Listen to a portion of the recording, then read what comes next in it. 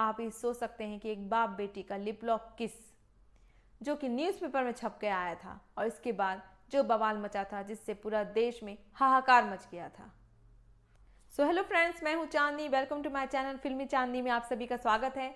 आज की इस वीडियो में हम बात करेंगे ऐसी हीरोइन और ऐसे डायरेक्टर के बारे में जो कि असल ज़िंदगी में है तो एक बाप बेटी, लेकिन उनका रिलेशन एक लवर्स की तरह है। जी हाँ, और उन्होंने एक मैगजीन के लिए लिप लॉक किसिंग सीन तक दिया है और ना ही उन्होंने कभी इस रिश्ते को और इस बात को झूठा कहा और ना ही कोई सफाई दी।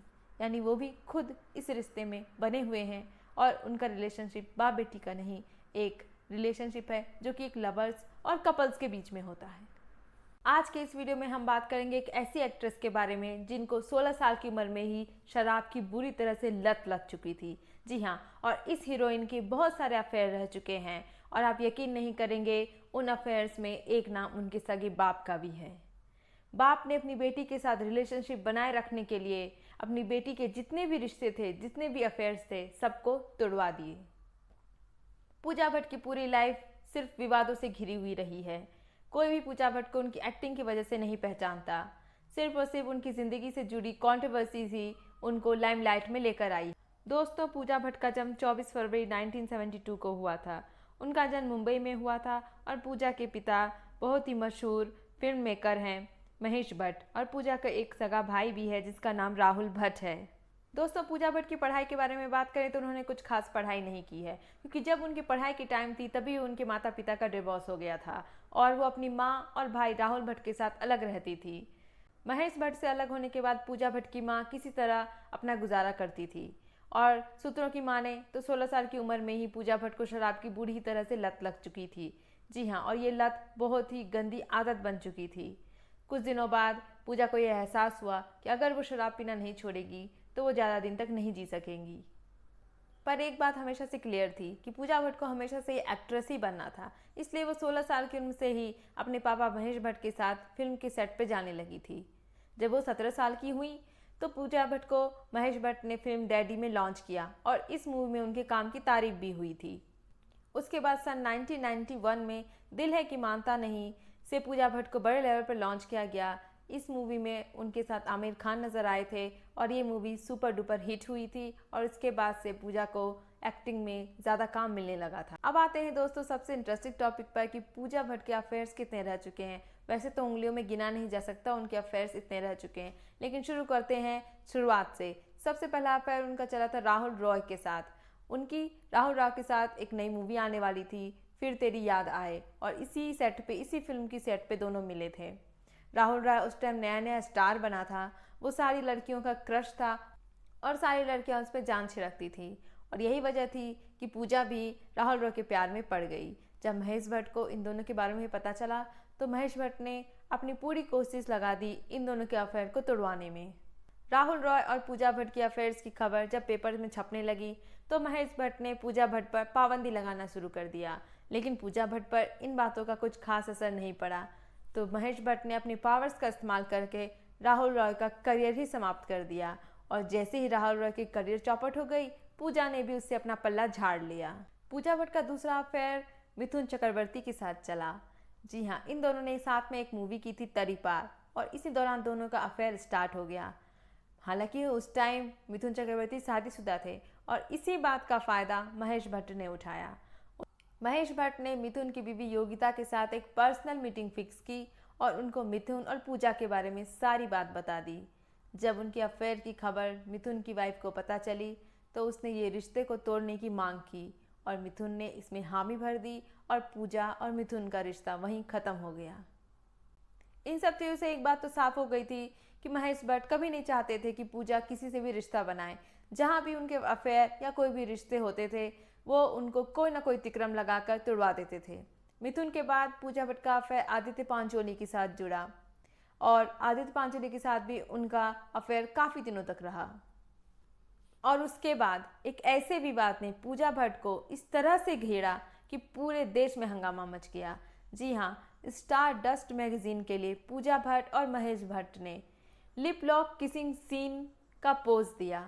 आप सोच सकते हैं कि एक बाप बेटी का लिप लॉक किसिंग सीन किसी मैगजीन में छपता है तो कितना हंगामा होगा।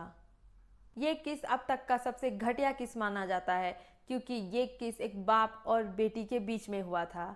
इस किस से बॉलीवुड तो छोड़िए पूरे देश में हाहाकार मच गया था कि पूजा भट्ट ने अपने पिता महेश भट्ट को लिप लॉक किसिंग सीन दिया है, वो भी स्टार दर्श मैगजीन के लिए।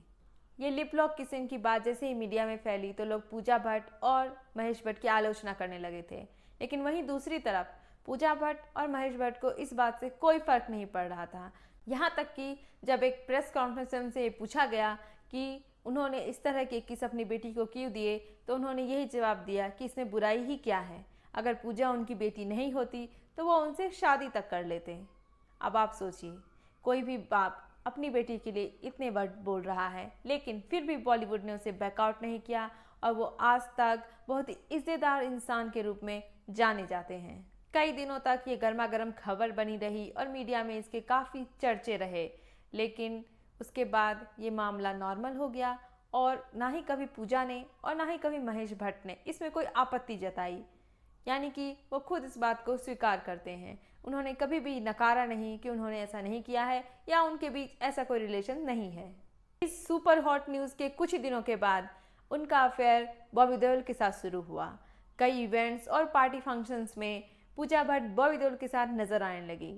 उस टाइम बॉबी देओल का जो करियर था वो काफ़ी अच्छा चल रहा था। पूजा भट्ट तो बॉबी देओल से शादी तक करना चाहती थी, लेकिन ये मानिए कि बॉबी देओल की किस्मत कुछ ज़्यादा ही अच्छी निकली और उन्होंने पूजा भट्ट से अपना ध्यान हटाकर अपना सारा ध्यान अपनी करियर पे लगा दिया और इस तरह से पूजा भट्ट और बॉबी देओल का अफेयर भी समाप्त हो गया। तो चलिए अब बात करते हैं पूजा के करियर के बारे में कि उनका करियर एक्टिंग में कैसा रहा। पूजा ने कुछ बेहतरीन मूवीज़ भी की हैं, जैसे कि सड़क, चाहत, सर, जुनून। इन सारी मूवीज़ में पूजा के काम की सच में तारीफ की गई थी और उन्होंने इस सारी मूवीज़ में बहुत ही अच्छा काम किया था। महेश भट्ट ने अपनी बेटी पूजा भट्ट को बेटी नहीं प्रॉपर्टी समझ रखा था। जी हाँ, पूजा ने अपनी करियर में जितनी भी मूवीज़ की हैं उसमें से 90% मूवीज़ सिर्फ महेश भट्ट की हैं। 90% मूवी ऐसी हैं जिसे या तो महेश भट्ट ने डायरेक्ट किया है या प्रोड्यूस किया है। इसके अलावा सिर्फ 10% मूवीज़ ऐसी होगी जिसने पूजा ने अलग डायरेक्टर या प्रोड्यूसर के साथ की है। महेश भट्ट जो मूवी बनाता था या फिर जो सी मूवी उसे करने के लिए कहता था, पूजा भट्ट बस वही मूवीज़ करती थी। सन 1997 से 1998 के बीच का जो समय था, उस टाइम पूजा का करियर ढलान पे आने लगा था। इस टाइम ज़्यादातर मूवी पूजा की सिर्फ फ्लॉप हो रही थी। बॉबी देओल के साथ अफेयर खत्म होने के बाद पूजा का नाम जुड़ा रणवीर शौरी के साथ। जी हाँ, पर ये अफेयर कुछ हटके था। इस वाले अफेयर में प्यार से ज़्यादा लड़ाई की चर्चा होती थी। आए दिन मीडिया में कुछ ना कुछ इनके बारे में, इनकी लड़ाई के बारे में छपता रहता था। रणवीर शौरी कभी इल्ज़ाम लगाते थे कि पूजा उन्हें अंडरवर्ल्ड की धमकी देती है और वहीं पूजा इल्ज़ाम लगाती थी कि रणवीर शौरी उसे शराब पीकर पीटता है। इन्हीं सभी लड़ाइयों के बीच में इनका अफेयर भी ख़त्म हो गया और इस अफेयर के बाद पूजा भट्ट का अफेयर चला फरदीन खान के साथ। 2 साल तक ये दोनों रिलेशनशिप में रहे, लेकिन 2 साल बाद बिना किसी विवाद के, बिना किसी कारण के इनका रिश्ता भी टूट गया। 2002 से 2003 के बीच पूजा का करियर पूरी तरह से समाप्त हो चुका था। जख्म मूवी वो आखिरी मूवी थी जो 1998 में आई थी। ये पूजा की आखिरी मूवी थी। 2003 में पूजा ने एज अ डायरेक्टर अपने आप को लॉन्च किया और उन्होंने डायरेक्ट की थी, उनकी पहली मूवी जो उन्होंने डायरेक्ट की थी वो पाप मूवी थी, जो कि मूवी पूरी तरह से फ्लॉप हो गई और एज अ डायरेक्टर भी पूजा फ्लॉप हो गई। फरदीन खान के साथ अफेयर ख़त्म होने के बाद पूजा का अफेयर फिर से स्टार्ट हो गया मनीष मखीजा के साथ, जो कि एक वीजे होने के साथ साथ एक बहुत ही बड़े रेस्टोरेंट का मालिक भी था। 2 महीने के रिलेशनशिप में ही दोनों ने शादी करने की ठान ली और 2003 में दोनों ने शादी भी कर ली। लेकिन अफसोस 11 साल बाद 2014 में दोनों अलग हो गए। दोनों की शादी टूट गई और उनका तलाक हो गया। पूजा भट्ट ने कभी भी तलाक का रीज़न और अलग होने का रीज़न तो साफ साफ कभी नहीं बताया, लेकिन वो कभी कभी ट्विटर पर कुछ ना कुछ ट्वीट कर इशारा करती रहती हैं। शादी टूटने के कुछ दिनों बाद ही उन्होंने ट्विटर पे एक ट्वीट किया था कि अब वो अपनी ज़िंदगी अपनी शर्तों पे जी सकती हैं, उन्हें किसी और की परमिशन या किसी से पूछने की कोई ज़रूरत नहीं है। और उनकी इस ट्वीट पर महेश भट्ट ने भी रीट्वीट किया था और उन्होंने लिखा था वेल डन। यहाँ पर महेश भट्ट की काफ़ी आलोचना हुई थी कि कौन सा बाप अपनी बेटी की शादी टूटने पर उसे वेल डन बोलता है, पर ये बड़े लोगों की बातें हैं और उनको इन सब बातों से कोई फ़र्क नहीं पड़ता। पूजा भट्ट ने अपने करियर में कुल 30 मूवीज़ की हैं और उसमें से 24 मूवीज़ महेश भट्ट के बैनर की हैं। सिर्फ 6 मूवीज़ ऐसी हैं जो पूजा भट्ट ने दूसरे बैनर या दूसरे डायरेक्टर या प्रोड्यूसर के साथ बनाई हैं। जैसा कि मैंने आपसे कहा कि 90% मूवीज़ सिर्फ महेश भट्ट द्वारा डायरेक्ट या प्रोड्यूस की गई हैं। पूजा भट्ट की पूरी ज़िंदगी विवादों से घिरी हुई रही है और महेश भट्ट और पूजा भट्ट का रिश्ता हमेशा शक के घेरे में आया है। जिस तरह से महेश भट्ट ने पूजा भट्ट के शुरुआती रिश्तों अफेयर को तुड़वाने की कोशिश की, उससे तो ये शक और भी पुख्ता होता चला गया और इन दोनों बाप बेटी ने कभी भी इस अफवाह को गलत नहीं कहा और ना ही कोई सफाई दी, क्योंकि उनको पता था कि ये अफवाह नहीं है, सच्चाई है। यहाँ सिर्फ गलती महेश भट्ट की नहीं है, जबकि पूजा भट्ट ने भी उनका पूरा साथ दिया। अगर महेश भट्ट के अंदर गंदे विचार आए तो पूजा उनको समझा सकती थी, लेकिन नहीं, पूजा भट्ट ने भी महेश भट्ट के साथ मिलकर उन सारी गंदी चीज़ों को अंजाम दिया। तो आज की वीडियो में बहुत कुछ जान लिया होगा आपने। तो इसी तरह की हॉट एंड वायरल खबरों के साथ फिर से मिलती हूँ आपसे नई वीडियो में। अगर आपको ये वीडियो अच्छा लगे तो please like my video, subscribe to my channel and keep supporting. Thank you.